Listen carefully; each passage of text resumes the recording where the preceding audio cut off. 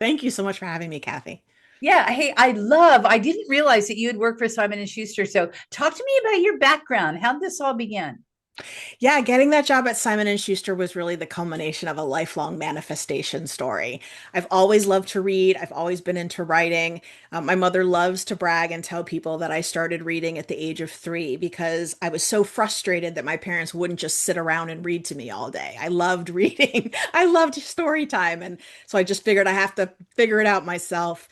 And I would make these books out of construction paper and crayons and give them to people and tell them I was a book publisher. And, a few years later, we started school, and you get to that age where everyone always asks you, what do you want to be when you grow up? And I would tell them that I wanted to be a writer, a lawyer, and an editor at Simon and Schuster. Amazing. Ta-da! Yep. I don't know where it came from. Probably my parents just explained to me what a book publisher was, and there must have been a book in the house from Simon and Schuster, and I just latched onto that one. But whatever the reason was, it stuck with me my whole life. And I did all the academic, like editor of the school paper and yearbook committee and all that stuff. Interned in college for a small regional publisher, and then lo and behold, was very fortunate to get my dream job and be an editor at Simon and Schuster when I graduated. That's amazing. What book, when you think back on that career, what book sticks out in your mind that you had worked with? That I worked with at Simon and Schuster. Yeah, Oh, yeah. well, one of my proudest projects was a book called Ruminations on College Life by a gentleman by the name of Aaron Caro, who it was his first book. So at the time, Aaron and I were about the same age. He'd been out of school for a few years, and he had amassed a mailing list, which at the time, we didn't have all of these tools that we have today, right? We're talking about the early 2000s.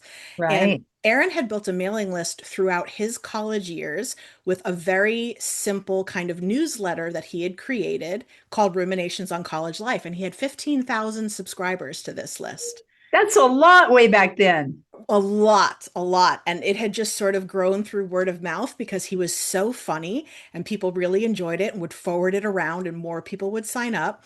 And so we bought the rights to Aaron's first book and we worked with him to cull the best content from these humorous emails. It was very Seinfeld style kind of observations, right? Ruminations on college life. And Uh-huh. the book went on to do very, very well. It went through numerous printings. We did a follow-up. I think it was called Ruminations on 20 something life or 20s life, something like that. And ever since, Aaron's career has just exploded. He's been on comedy specials, he's been on, I think, Netflix and VH1, and he's written a bunch of other books. And I feel very proud to have been a part of his beginning. Yeah, I see him as okay, ruminations of a man at 40, ruminations of a man retiring. I mean, he could go on and on and on and on, and people would probably love it. Yeah. That's a great story. That's fantastic. So, tell me about do you have any other stories about client now that okay, so you've left Shimon's. Oh, yeah, we have to talk about that. Let's talk about the exit strategy, what happened, and how you fledged on your own. Yeah, absolutely. I loved being there. Like I said, I had gotten my dream job. It was a huge accomplishment. I had wonderful mentors. I was really very, very lucky because at the time, many departments were known for not being very nurturing of their young people. There was a very strict kind of hierarchy. It was the devil wears Prada kind of situation. Assistants would tell stories about being sent out to get laundry and things like that. That did not happen where I worked. They were wonderful. Everybody was wonderful from the leadership on down. So I got to learn a lot and I got to start acquiring books a lot earlier than I think most people my age in the industry would have.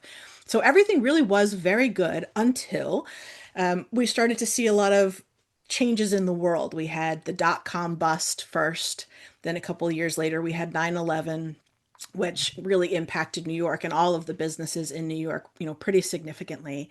And so, like many other businesses, we had some shrinkage. We went through a few years with multiple rounds of layoffs. And because we were owned by a large corporation, which is one of the hallmarks, of course, of Big Five publishing, is they're all owned by very large companies. We were owned by Viacom at the time. And we had reduced our workforce to about a third of what it was when I started, and yet we're still producing the same number of books. Yeah. So things got very difficult and it was really an untenable situation. And I felt very stuck because they had sort of gotten rid of all of the positions in the middle. So we had the junior folks and the super senior folks, and there really wasn't anywhere to go. So I was buying books and meeting agents and editing books, but there was no room for me to progress in my career. So I was almost finished with a master's degree. I had been going part-time for a number of years, and I decided this is a good opportunity. I'll quit. I'll go full time. I'll finish up the degree. I'll do some freelancing on the side. Maybe in about a year or so, New York will get back on its feet. We'll have all this tragedy behind us and things will start to be moving. The economy will start opening up again. And I just loved working directly with authors so much, I never went back. Fantastic. Who was your first client? Oh my gosh.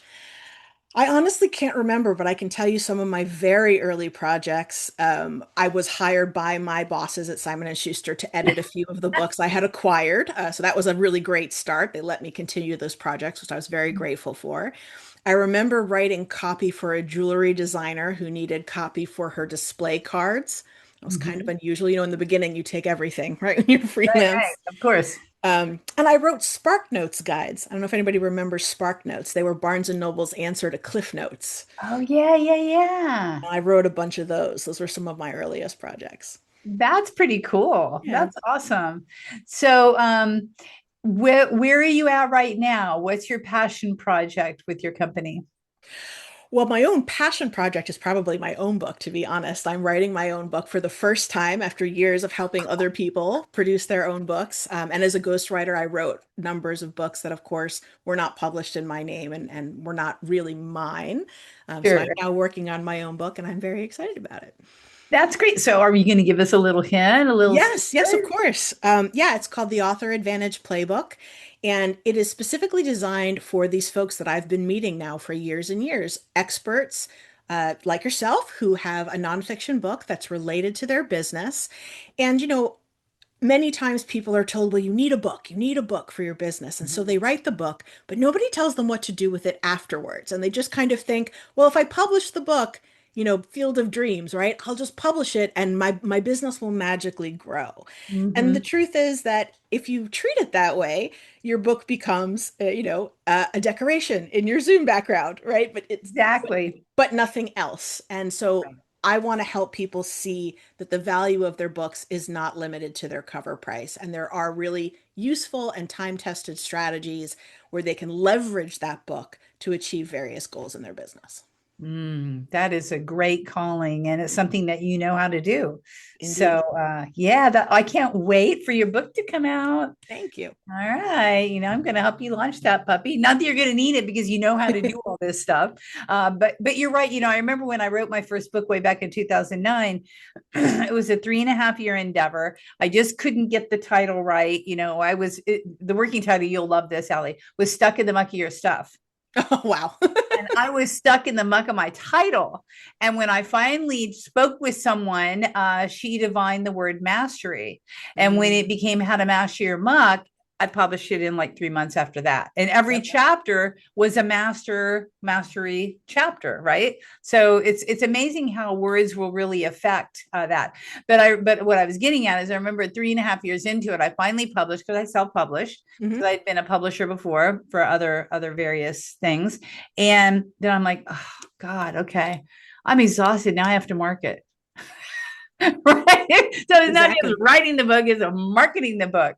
And it takes a lot of diligence and effort to market. So I think hiring you would have been a big shortcut for me way back in the day. Definitely. A shortcut is the right word. I like to say that publishing a book isn't rocket science, right? With enough time and enough access to resources and people with experience, you can figure it out. But Mm. you're an expert in whatever it is that you do. You don't need to become an expert in book writing and publishing. We're the experts. Let us help. Exactly. Shortcut and get rid of all the grief and the agony and and not doing it right anyhow because you only really have one launch Yeah. until you do a revised revision or whatever. So yeah, I agree with that. Back to my theme that keeps going through all of my podcasts, masters hire masters. Yep, Most exactly. masterful people will hire others to do what they cannot do or what they should not be doing anyhow. That's right. You That's know? right. I mean, writing a book, as you said, in and of itself, which that's not something someone else can do for you unless you hire a ghostwriter, which is a very expensive proposition. Yeah. Other than that, writing the book is really on you, and that takes so much time and so much energy. Hire people to help you with the rest. Absolutely. I am behind that 5,000%. I will do that for my next book, which is in the back of my head right now. Nice. Anyhow. So how do you celebrate your successes? All this year I've been talking about, and it goes back to my first book actually, because I published and I didn't stop to appreciate or to celebrate. I'm just like, okay, now I got to get on the marketing grinding wheel, right? So how do you celebrate your successes yourself? Yeah, that's a great question, and I'm very guilty of the same thing. I have for many, many years been really bad about celebrating. It's like, okay, done. What's the next thing that has to be done? Mhm. My husband helps me a lot with that. I tell him when I've accomplished something, when I've wrapped something up, when I finish something, and he's the one who says, "Great, we're going out to celebrate. We're going out to dinner. We're gonna, grab a little bottle of champagne on the way home. We're gonna do something special, or, he'll bring me home a special treat from a bakery or something like that, just to find a way to market and to celebrate a little. Because I'll be honest, if he didn't, I probably wouldn't. That's exactly why I asked this on my podcast. It reminds me, it's a very Yeah. self-centered question, reminds me that I need to stop and celebrate and say, yeah, that worked out great. Pause, Yeah. and say, It's so yeah, important. It's so important. And I think especially for entrepreneurs, we're all high achievers by nature and we're so like, bent over and like do the work and get it done. It's hard. It's a hard muscle to build. it is. And it's a very important one for sure because we need to celebrate ourselves. So, you're very organized, I'm sure, because you teach people about writing. What's your favorite organizing hack or tactic that you use to keep your life in line? Asana. Asana is my project management tool. I Huh? had an assistant introduce me to it over a decade ago, and it was absolutely life-changing. I treat it like a second brain. I forward emails into it. Any ideas I have go in there. Of course, we actually manage projects in there as you're supposed to. Um, the year that I learned not to keep everything in my head and to put it into Asana Yeah. absolutely changed my life. Yeah. Yeah. Because we hold a lot of stuff in our heads. And, I always tell my clients, it's like you're taking up precious RAM space for like a task list. I mean, That's come right. on. You don't have to remember all that stuff. Yeah, I Yeah. use Trello. I truly believe that having a good project management system that jives with you, Yeah. works great. My husband loves Flowy, and Oh I yeah. can't do Flowy. Like Flowy kind of freaks me out. Because I love the board, so everybody to own. But for those of you listening, if you have a lot of projects in the brew and you're super busy, like Allie and I are, you really need to have somewhere to contain that data in a fashion that makes visual sense to you. Yeah. I think visually it has to be the kicker. I think that's why workflow doesn't work for me. I love Trello. I love little cards. Asana's the whole thing. It's just whatever works for you. So thank you for that tip. That's a good one. And check out any project management system if you're listening and you don't have one. Oh yeah. Yeah. This is one of the things I'm really like on a soapbox about when I talk to people and they'll tell me that they don't have, oh, we're using spreadsheets. It's fine. Oh, I do it through email. It's fine. It's like, girl, you don't even know how not fine it is until you start using a system. And then you will understand what you've been doing to yourself all this time. Yeah, the spreadsheets. It's like people that keep their accounting in spreadsheets. It's the same thing. It's like, what are you thinking? Like, Yeah. really? You're Yeah. doing all that? No, it's really hard. So, yeah, for sure. So, okay. So I know that since you were 3, you wanted to be a writer and you wanted to publish and you were going to do that, which you did do that. If you had to look back and tell, let's say your girl right out of high school, Mm. some advice, what advice would you give her? I think that I would have put more emphasis on content creation early in the trajectory of online businesses, right? You remember when info products were a thing, and especially with the self-publishing world, a lot of people were putting out, in my opinion, really bad information, books, blogs, white papers, etc.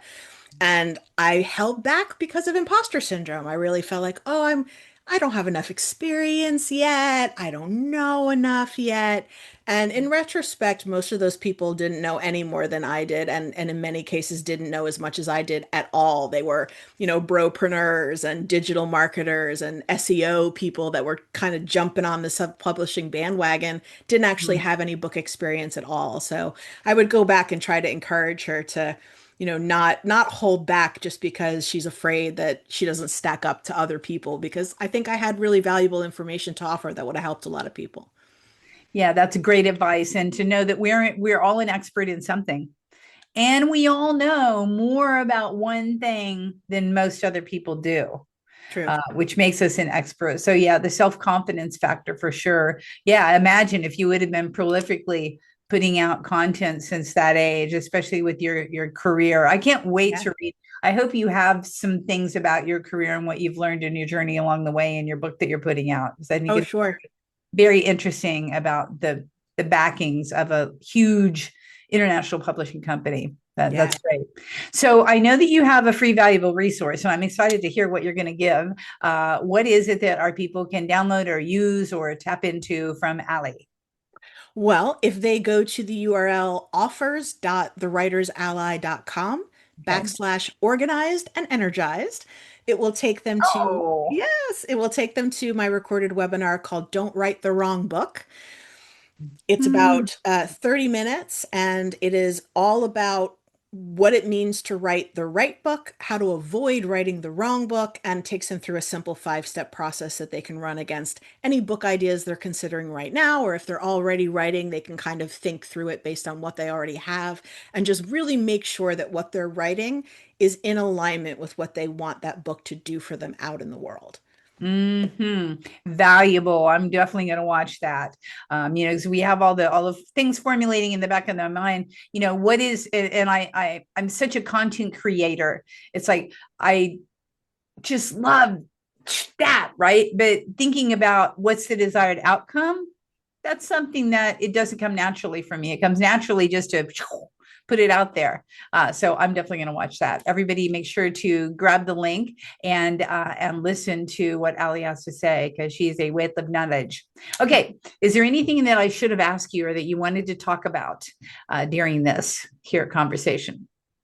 Well, I think it probably just relates to that free gift to sort of set the stage for that. One of the questions or one of the things that I hear very often when I do these podcasts or when I do speaking engagements is people always say how everyone tells them they need a book as part of their business. If you have a business, you have to have a book. And I think that that actually leads a lot of people into writing a book that isn't really in alignment. You have creativity and then you have strategy. And those two things really have to go together if you want to get results. Like we said, you can publish a book that looks really good, that reads really well, that is by all objective measures a good book that still doesn't sell well or doesn't get you the results that you might have wanted for your business. So it isn't enough to just write a good book. It has to be a strategically designed and aligned book. And not everybody needs a book. It may not be the right tool to get the job done. It may not be the right time in your business. Like we talked about, it's a huge investment of time and energy and resources to do it correctly. There may be other things that time and money is more beneficial to use in your business right now than producing a book. So I think books are wonderful. I think lots of people benefit from them, but I don't agree that everyone has to have one. Yeah, I'm with you on that. This leads me to probably my final question, which just came up in my brain. How do you feel about, or what's your viewpoint on the co-author series deals where, you write a chapter so that you can be an author? What's your take on those books? You know, I don't want to poop all over somebody else's business model. There are people who do these regularly, and I think that the books themselves can be good, and it can be beneficial if you are participating in a group that is really collaborative, where part of the benefit of being in the book is in fact forming relationships with the other authors, where there's lots of opportunity to work with partners, right, in various different ways. And or if the company producing the book has a really strong plan for distributing and marketing the book and really pushing to get it out there. Yes. Unfortunately, a lot of places sort of sell this as a quick fix. oh, well, just pay us, $1,000 and write this one chapter. You don't have to write a whole book. Then you can call yourself an author. I Mm, don't think that anyone with any real experience is fooled by that. Writing one chapter in a book does not make you an author, and it certainly doesn't have the gravitas that a complete book with your name on it has when it comes to leads and other prospective partners. They're not going to look at that book where you wrote one chapter and consider you an expert at the same level as if you wrote a full book. yeah, I've always wanted to ask a publisher that question. So thank you for answering that. Yeah. Well, it's been a pleasure. I am so happy to have you on the show. Everybody out there who's thinking about an idea in your head and you think you might want to write a book, make sure to listen to the training. I'm going to for sure, and ruminate on what I want to do next. And you can as well. So thank you, Allie. I really appreciate your time. Yeah, it's my pleasure, Kathy. Thanks again. Yes, and keep us in touch when your book comes out. I sure will. Okay, take care. Thank you guys for listening. And until next time, we will see you then.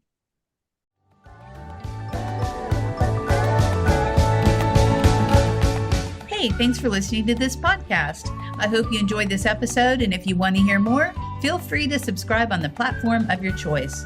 Also, if you feel so inclined, I would truly appreciate a good rating from you to me. Have a stellar day.